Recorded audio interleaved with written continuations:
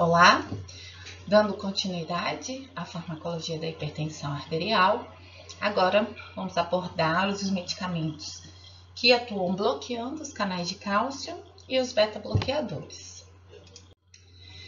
Relembrando, porque é sempre importante a gente entender como funciona, quais são esses alvos terapêuticos, quais são as funções de cada um dos aspectos que interferem diretamente na pressão arterial e como os medicamentos podem trazer benefícios. Então, lembrando que a pressão arterial ela é diretamente relacionada com débito cardíaco e resistência vascular periférica, e agora trazendo de forma mais esmiuçada os diversos parâmetros que interferem na frequência cardíaca, e aí lembrando do sistema nervoso simpático e parasimpático, no volume sistólico, e aí a gente fala de volume, de tônus venoso, que interfere pré-carca. Então, agora de uma forma bem mais detalhada, dá para perceber que o controle pressórico ele não é simples. Ele realmente envolve uma série de substâncias e isso traz uma necessidade e uma vantagem, inclusive, do uso de determinados medicamentos que conseguem interferir de forma sinérgica em vários desses aspectos. Falando em resistência vascular periférica, a gente tem a inervação direta, os reguladores circulantes, os reguladores locais. Então, nesses reguladores, eles agem muitas vezes direcionado ao vaso sanguíneo. Então, a gente tem um aumento da resistência vascular periférica relacionado a uma série de substâncias. E aí, como que a gente pode utilizar os medicamentos antihipertensivos? Para cada um desses parâmetros, a gente consegue interferir de alguma forma, seja uma classe de medicamentos que altera o tônus venoso, altera a resistência vascular periférica, age no volume intravascular. Então, eu posso ter uma única classe de medicamentos que atuam em diversos pontos. Isso é uma grande vantagem. Mas eu também posso estar fazendo associação de medicamentos para contemplar os diversos aspectos do controle pressórico. Então, a gente tem aqui vários dos medicamentos que a gente já comentou e ainda alguns que estão para ser, que a gente em breve vai estar comentando, mas hoje o foco está bem relacionado com os antagonistas dos receptores beta, com os bloqueadores de canais de cálcio que agem tanto na contratilidade, na frequência cardíaca, diretamente no coração, como também na resistência vascular periférica, atuando diretamente no vaso sanguíneo. Para isso, e aí começando pelos bloqueadores de canais de cálcio, a gente precisa entender qual é a importância do cálcio, principalmente relacionado ao vaso sanguíneo, e por que ele interfere, por que ele tem tanta importância na regulação da pressão arterial. Então, a primeira coisa que a gente precisa lembrar é que existem diversos canais de cálcio. Existem aqueles que são voltagem dependente, aqueles que são concentração dependente, aqueles que são cotransportadores. Então, a gente tem realmente uma diversidade de canais de cálcio e aí os medicamentos eles precisam ser bem mais específicos para conseguir atingir o objetivo esperado. Então, quando se tem a despolarização da membrana, eu tenho canais de cálcio que são canais de cálcio voltagem dependente do tipo L, e esses canais de cálcio voltagem dependente, quando existe esse estímulo elétrico, eles abrem, ao abrir, eles promovem um influxo de cálcio, e esse cálcio, ele vai ficar armazenado, ele está ali relacionado com o retículo sarcoplasmático, que é onde o cálcio intracelular fica armazenado. Então, no momento que eu tenho a entrada desse cálcio, desse cálcio extracelular, pelo canal de cálcio voltagem dependente do tipo L, eu tenho também a liberação pelo retículo sarcoplasmático do cálcio que está ali armazenado. Então, está aqui mostrando. Esse aumento intracelular de cálcio, ele gera uma série de alterações intracelulares e Depois, no processo, né, de contração muscular, actina, miosina, a gente tem a intensa participação do cálcio promovendo a contração muscular. Então, pensando em contração de músculo, o cálcio é essencial.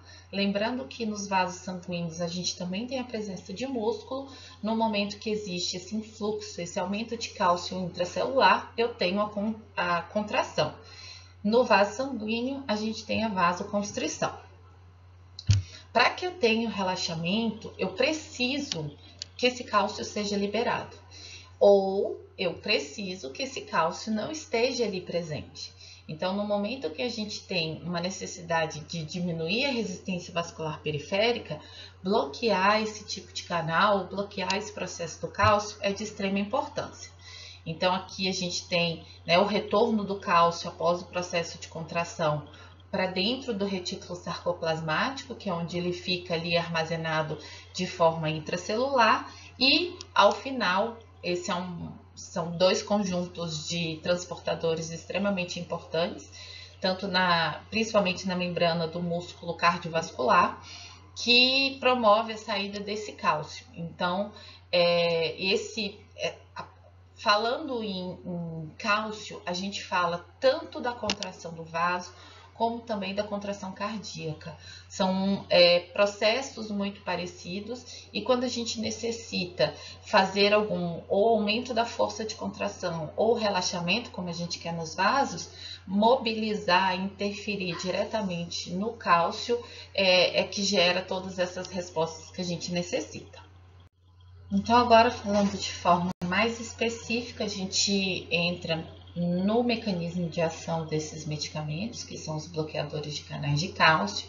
Lembrando que a gente tem duas classificações. A gente tem os bloqueadores de canais de cálcio dihidropiridínicos, que são representados pelos medicamentos, né? Nifedipino, lodipino, lecanidipino.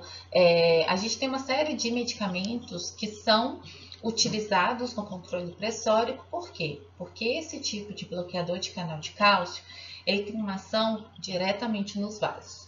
Então, se ele bloqueia o canal de cálcio, voltagem independente ali presente, eu não vou ter o influxo do cálcio, automaticamente eu não tenho contração. Falando em vaso, né, de forma mais específica no vaso, eu tenho vasodilatação.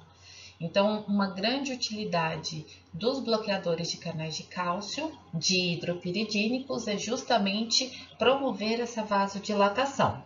E em virtude dessa intensa vasodilatação, em especial uma vasodilatação arterial, a gente tem reações adversas muito comuns. Quais são? Dor de cabeça e edema de membros inferiores. Então, quando eu promovo uma intensa vasodilatação, principalmente com essa característica arterial, eu acabo desenvolvendo, por exemplo, o edema de membros inferiores, porque eu tenho uma dificuldade, justamente pela intensa vasodilatação, de promover o retorno venoso. A dor de cabeça, a gente sabe que as cefaleias, né, elas estão diretamente relacionadas com aspectos vasculares, né, a enxaqueca tem, né, como exemplo isso, e pode ser causada tanto por vasoconstrição quanto por vasodilatação. Então, no caso da reação adversa advinda dessa classe medicamentosa, ela vem justamente pela vasodilatação. Para que a gente aproveite, né, que já está abordando a classe dos bloqueadores de canais de cálcio, a gente tem um outro tipo que são denominados como não dihidropiridínicos e que são fármacos que também atuam, têm o mesmo mecanismo de ação, bloquear canais de cálcio, mas a especificidade dos receptores que eles atuam, né, dos canais que eles atuam, justamente aqueles localizados no coração. Então, quando esses fármacos eles são utilizados, eles não geram a vasodilatação como os outros medicamentos dihidropiridínicos fazem. O efeito deles está justamente relacionado com a condução elétrica no coração. O cálcio ele tem uma extrema importância nesse processo e no momento que eu bloqueio o influxo do cálcio nesse tecido cardíaco, eu automaticamente interfiro na condução desse estímulo, interferindo diretamente no processo de batimento cardíaco. Então, qual que é o efeito principal desses medicamentos? Promover a bradicardia, que é justamente uma das reações adversas mais comuns quando os pacientes utilizam esses medicamentos. Além disso, a arritmia, que também é uma disfunção de condução elétrica, ela pode acontecer em pacientes que fazem uso dos bloqueadores de canais de cálcio não dihidropiridínicos. Quais são os medicamentos? Eles são de classes diferentes, mas eles atuam de forma semelhante no coração. Então, a gente tem o diltiazem e o verapamil.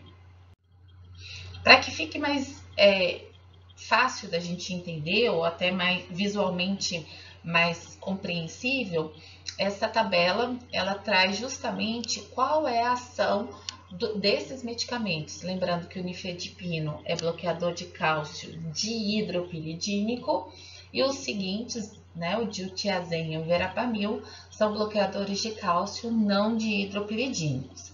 Então, de acordo com a característica da molécula, a gente tem especificidades por canais de cálcio diferentes. Né? Os bloqueadores de canais de cálcio dihidropiridínicos, eles promovem intensa vasodilatação, o que não é tão proeminente no diltiazem e verapamil, apesar deles atuarem também nesses canais, porque a atuação deles é muito mais significativa no tecido cardíaco. Então, o diltiazem tem uma interferência direta no nó sinoatrial e o verapamil tem tanto no nó sinoatrial quanto no nó atrioventricular. Então, o efeito mesmo de interferência no processo de batimento cardíaco, ele é intenso por esses outros dois medicamentos. Por quê? Porque eles têm uma maior especificidade, né, uma maior seletividade por esses receptores presentes no coração. Só para que fique também destacado e reforçado, o cálcio também participa da contração cardíaca, do músculo cardíaco. Só que nesse caso, esses medicamentos eles não vão interferir diretamente na contração, na força de contração. O que eles vão interferir? Eles vão interferir na automaticidade e na condução. Então, eles não interferem na força que esse coração tem por ser um músculo, mas ele interfere diretamente na condução desse estímulo que é responsável pelo batimento cardíaco. Aqui mostrando algumas especificidades dentro dos bloqueadores de canais de cálcio dihidropiridínicos. Então, a gente tem, como eu falei, né, o nifedipino, mas a gente tem também o amlodipino, que é muito utilizado na prática clínica, porque ele junto com o nifedipino, ele é disponível no Sistema Único de Saúde, mas a gente tem uma série de outros medicamentos da mesma classe que sofreram alterações moleculares e acabam tendo um pouco mais de especificidade ou alterações quando comparados com o amlodipino. Também é importante reforçar que uma das principais diferenças entre o nifedipino e o amlodipino está no tempo de meia-vida. O nifedipino, a molécula original, ela é um medicamento de ação curta, enquanto o amlodipino é um medicamento de meia-vida longa, tanto que ele pode ser utilizado de 1 a 2 vezes ao dia. Por que eu estou ressaltando essa informação? Porque atualmente no Brasil, o medicamento autorizado para ser utilizado como vasodilatador da classe dos dihidropiridínicos, no caso a molécula do nifedipino, ele só pode estar presente em formulações de liberação controlada. Por quê? Porque lembra que eu já comentei que quando a gente tem uma intensa vasodilatação, existe uma queda pressórica muito rápida e automaticamente uma taquicardia reflexa? Então, é justamente isso que acontece quando eu tenho uma molécula, no caso nifedipino, de ação mais rápida e curta, gerando essa intensa vasodilatação e essa taquicardia. Então, para que a gente tenha disponível esse medicamento no Brasil, só foi permitido se alterassem a forma farmacêutica, né? A tecnologia farmacêutica envolvida nessa forma farmacêutica, e no caso é um comprimido de liberação controlada. Então, hoje, o nifedipino que a gente tem aqui, ele tem um tempo de meia-vida maior em virtude dessa tecnologia. Já, como eu já tinha comentado, o diltiazem e o verapamil, que eles têm características um pouco diferentes quando a gente fala em atuação no músculo cardíaco, mas eles têm um efeito bem proeminente, principalmente na automaticidade e na condução. Então, encerrando a parte de bloqueadores de canais de cálcio, que interferem diretamente na vascularização, na resistência vascular periférica, a gente entra aqui com os bloqueadores dos receptores beta.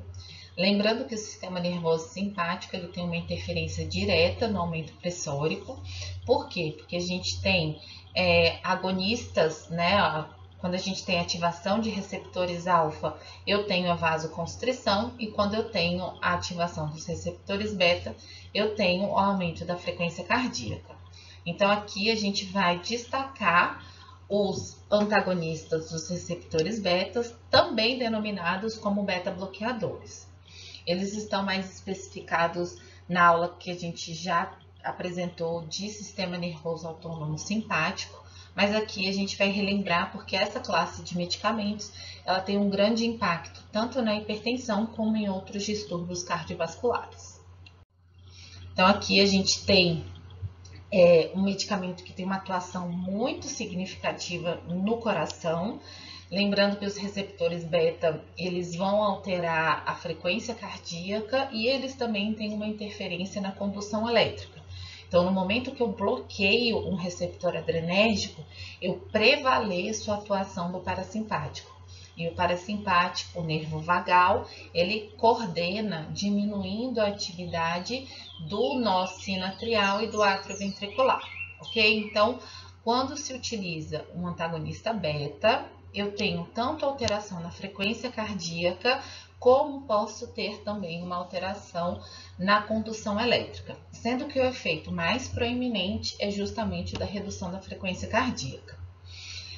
Os beta-bloqueadores eles são divididos em gerações, sendo que os beta-bloqueadores de primeira geração, eles são não seletivos.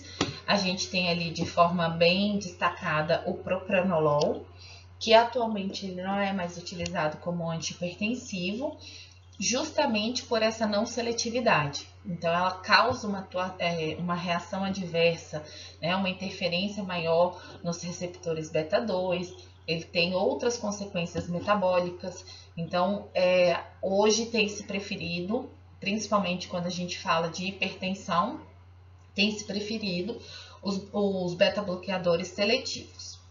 Na segunda geração, a gente tem os beta-bloqueadores beta-1 seletivos, então eles conseguem ter maior capacidade de atuação no coração, então eles deixam de ter aquelas reações adversas em outros órgãos, né, de forma mais intensa, como acontece com o propranolol, mas isso também não pode, a gente não pode deixar de lembrar que conforme eu aumento a dose, eu perco a seletividade.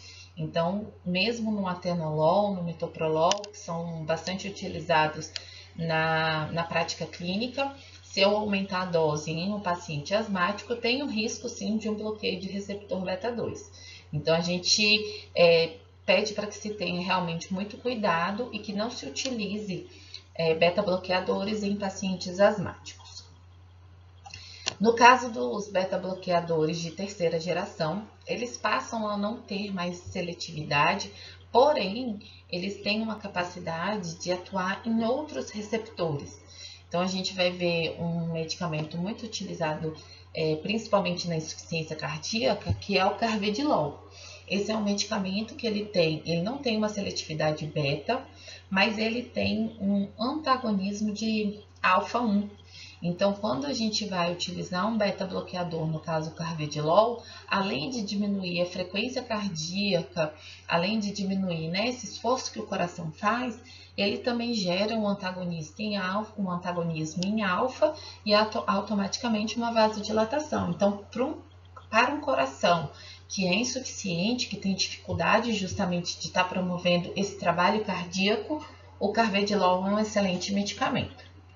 E os outros medicamentos, né, que também são de terceira geração, que são beta-1 seletivos e tem algumas ações adicionais. A gente vai ver que alguns, inclusive, como o nebivolol, tem a capacidade de produção de óxido nítrico, que é justamente uma substância que gera vasodilatação. Então, apesar do mecanismo principal ser o mesmo, o bloqueio de receptor beta, a gente tem diferença entre os princípios ativos. Por quê? Porque são moléculas diferentes e automaticamente a gente tem um efeito farmacológico diferenciado quando se tem um sinergismo, quando se tem, né, uma associação desses efeitos adicionais. Para que também a gente deixe muito claro, os beta-bloqueadores, eles têm como reação adversa a broncoconstrição, como eu falei, por atuação bloqueando os receptores beta-2, e a gente sabe também que o sistema nervoso simpático, ele tem uma interferência muito significativa no processo metabólico, liberação de hormônios, principalmente insulina. Então, quando se tem o uso de um beta-bloqueador, existe a possibilidade do paciente desenvolver distúrbios metabólicos, seja a hiperglicemia, seja a alteração das moléculas lipídicas, né, do lipidograma, que são fortes interferentes nas doenças cardiovasculares. Então, tomar um pouco de cuidado, e por isso também é importante destacar que os beta-bloqueadores são medicamentos utilizados na hipertensão, mas eles não são medicamentos de primeira escolha. A gente vai ver que existem situações específicas para se utilizar um beta-bloqueador. Aqui mostrando novamente como é esse processo metabólico. Então, quem tem interesse em entender a interferência direta do sistema nervoso simpático na captação de né, do processo mesmo de formação energética por meio dos ácidos graxos, das proteínas e da glicose. E aqui mostrando algumas dessas especificidades que alguns beta-bloqueadores possuem. Como eu falei, o nebivolol, ele tem essa capacidade de produzir óxido nítrico, que é um excelente vasodilatador. Como eu falei do carvedilol, é um medicamento que tem um antagonismo por alfa-1, então a gente tem uma possibilidade de diminuição de pós-carga, que é extremamente importante para pacientes com insuficiência cardíaca. Aqui é mostrando exatamente como que alguns desses medicamentos agem. Então, um efeito antioxidante que o carvedilol tem na oxidação das moléculas de LDL, então eu tenho uma diminuição da disfunção endotelial, da formação de placas ateromatosas, enquanto o nebivolol tem essa possibilidade de produção de óxido nítrico, que também consegue promover um certo efeito né, vasodilatador, de oxidação de LDLs. Então, a gente tem vantagens e desvantagens quando se faz realmente a utilização desses medicamentos.